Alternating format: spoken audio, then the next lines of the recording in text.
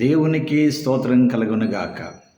క్రీస్తునందు ప్రియమైన యేసుతో ఏకాంత సమయం అనే ధ్యాన కార్యక్రమ వీక్షకులందరికీ ప్రభువైన యేసుక్రీస్తు నామం పేరిట విజన్ ట్యూటీ ఫెలోషిప్ తరఫున ప్రత్యేక శుభాలు వందనాలు తెలియజేస్తూ నేటి ధ్యాన కార్యక్రమం ప్రేమతో ఆహ్వానిస్తున్నాను. ప్రియులారా, నేటి ధ్యానం కొరకై ఏర్పాటు చేయబడినటువంటి పరిశుద్ధ లేఖన భాగము బైబిల్ గ్రంథంలో నుండి మార్కు సువార్త 7వ అధ్యాయము 1 నుండి 13 వచనాలు.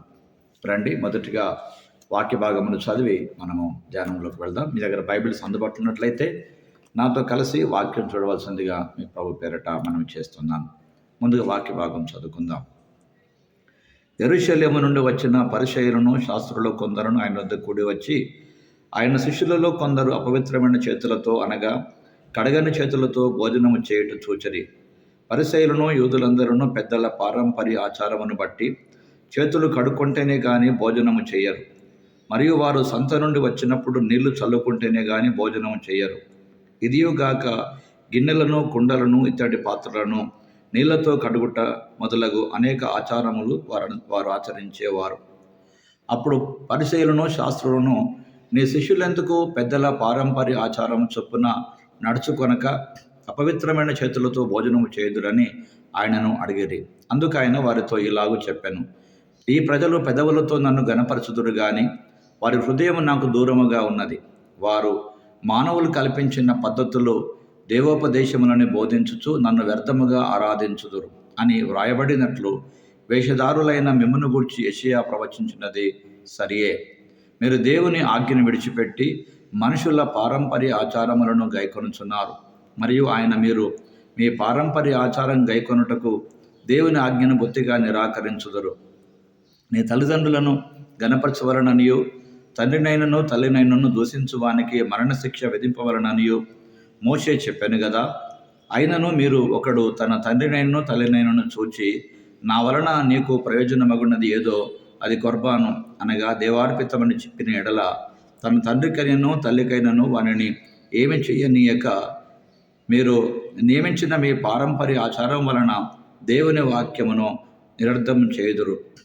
ఇటువంటివి అనేకములు మీరు చేయుదురని చెప్పాను. చదువుబడిన లేఖన భాగమును దేవుడు నేటి మన ధ్యానం కొరకు దీవించి ఆస్వాదించునుగాక. ప్రియులారా, నేటి ధ్యాన భాగం అంతా చదివిన తర్వాత దీని కొరకు ఏర్పాటు చేసినటువంటి ప్రధాన అంశము దేవుని ఆజ్ఞలు.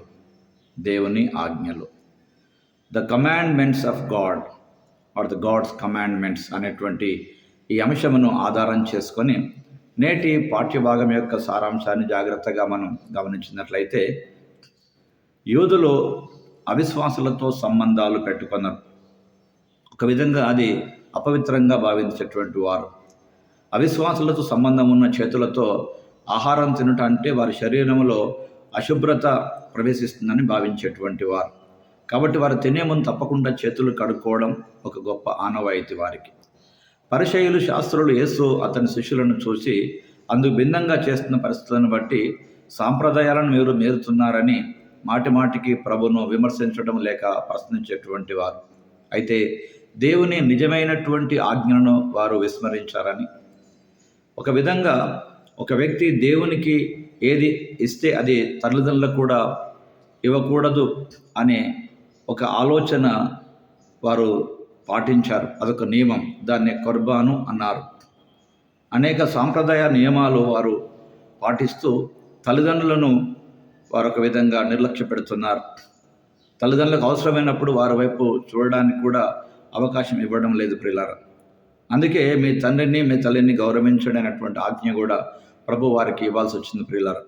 కనుక నేటి పాఠ్యభాగంలో నుండి సాంప్రదాయాలకు పెద్దపీట వేసేటువంటి శాస్త్రులు పరిసయ్యులు వాక్యానికి నిజమైన స్థానం ఇవ్వకపోవడం ప్రభు వారిని మందలిస్తూ చెప్పబడిన మాటలు ఈ భాగంలో గమనిస్తున్నాం ప్రియులారా.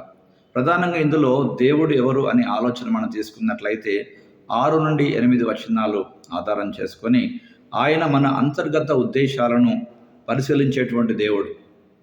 ఆనాటి మత పెద్దలు మతపరమైన నిబంధనలు ఖచ్చితంగా పాటించేటువంటి ఓ పవిత్రత కలిగి ఉన్నారు. కానీ హృదయంలో దేవుని ఆత్మతో శక్తితో దేవుని ప్రేమించే ఆ పరిశుద్ధ హృదయం వారికి లేదు.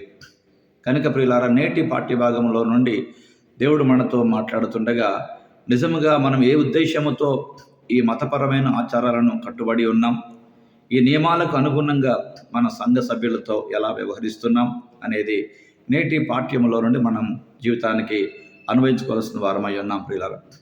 కనుక నేటి ధ్యానంలో పాల్పొందుతున్న ప్రియ సహోదరి సహోదరుడా, నీ జీవితంలో దేవుని వాక్యం జ్ఞాపకం చేసినట్లుగా సాంప్రదాయానికి నువ్వు ఎక్కువ అవకాశం తీసుకుంటున్నావా, వాక్యానికి ఎక్కువ అవకాశం ఇవ్వగలుగుతున్నావా? కనుక నేటి పాఠ్యభాగం ద్వారా ప్రభు మనతో నేర్పించేటువంటి మాటలు, సాంప్రదాయం మరియు దేవుని వాక్యం, ఇవి రెండు వేరు విషయాలు. కనుక సాంప్రదాయాలు దేవుని వాక్యానికి అనుగుణంగా ఉండవచ్చు, ఉండకపోవచ్చు. కాబట్టి ప్రధానమైనటువంటి దేవుని వాక్యమే తప్ప మానవ సంబంధమైనటువంటి ఆచార వ్యవహారాలు కాదన్న సంగతి నేటి పాఠ్యభాగం మనకు జ్ఞాపకం చేస్తుంది ప్రియులారా. కనుక దేవుని మాటకు లోబడుట, దానిని గౌరవించుట అనేటువంటిది నిజంగా మనకు ఆశీర్వాదం ప్రియులారా. కనుక ఈ రోజున సత్యమును అందరూ అనుభవించాలి, కానీ అనుభవాలను ఎవరు సత్యంగా మార్చరాదు. అనుభవమే, సత్యమే. అనుభవాలు మారవచ్చు, కానీ సత్యము ఎన్నడూ మారదు ప్రియులారా.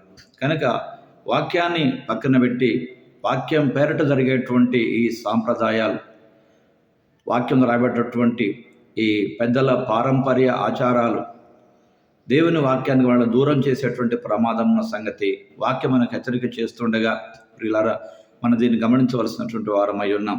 కనుక నేటి ధ్యాన భాగంలో నుండి మన జీవితానికి ఒక గొప్ప అన్వయింపుగా దయ, కరుణ అనేటువంటి దేవుని వాక్యము నుండి మనం వైదొలగకుండా మన హృదయాన్ని పాటించేటువంటి సాంప్రదాయాలలో ఏవైనా మనల్ని దేవుని వాక్యము నుండి, దేవుని నుండి దూరం చేస్తున్నాయా అని ఎప్పటికప్పుడు మనము సరి చేసుకోవలసిన వారమై ఉన్నాం.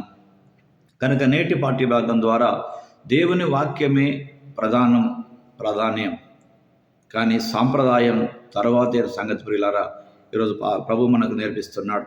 కనుక రండి, ప్రభు మనకు నేర్పించేటువంటి పాఠాన్ని మన జీవితానికి అన్వయించుకుంటూ ఒక ప్రార్థన మనం చేసుకుందాం. ప్రభువా, నీ వాక్యం ప్రకారం నా హృదయం నుండి కపటత్వాన్ని తొలగించి విశ్వాసముతో నిజంగా ముఖ్యమైన వాటికి నమ్మకంగా జీవించడానికి మాకు సహాయము చేయమని, సత్యమునికే ప్రాధాన్యత చెబిడలుగా పెద్దల పారంపర్య ఆచారములను వాక్యం కంటే ఎక్కువ తీసుకోకున్నట్లుగా కృప చూపించమని క్రీస్తు పేరట ప్రార్థిస్తున్నాం పరమ తండ్రి. ఆమెన్. ప్రియులారా, ప్రభువారు అనుదినం తన వాక్యం ద్వారా మనతో మాట్లాడుతూ మన జీవితాలను బలపరుస్తూ ఉండగా నిజంగా ఆయన ద్వారా మీరు పొందినటువంటి అనుభవాలు, అనుభూతులు ఇతరులతో పంచుకోండి, వారి విశ్వాసాన్ని బలపరచండి. అనుదిన జీవితాన్ని ఎంతో బలపరిచేటువంటి యేసుతో ఏకాంత సమయము అనే ఈ అనుదిన వాక్య ధ్యాన కార్యక్రమం, ఈ క్వైట్ టైం క్యూటీని అనేకులకు పరిచయం చేయాల్సిందిగా మీకు ప్రభు పేరట మనవి చేస్తున్నాం. భవిష్యత్ కాలంలో అనేకులకు మేలుకరంగా ఈ కార్యక్రమం ఉంటున్నట్లుగా లైక్ చేయండి, షేర్ చేయండి, సబ్స్క్రైబ్ చేయండి. అనేక జీవితాలు వాక్యపు వెలుగుతో వెలిగించబడినట్లుగా, సాంప్రదాయాలకు, పెద్దల పారంపర్య ఆచారాలకు దూరముగా ఉండి ప్రభు సన్నిధిని అనుభవించినట్లుగా, ప్రభు కృప అనుగ్రహించినట్లుగా ప్రార్థనాపూర్వకంగా ఉండాల్సిందే మీకు మనవి చేస్తున్నాం. సాంప్రదాయాలు, వాక్యం రెండింటి చూస్తే ప్రియులారు వాక్యమే ప్రధానం. కనుక వాక్య ప్రధాన జీవితము ప్రభు మనకు అనుగ్రహించును గాక. Thank you. God bless you.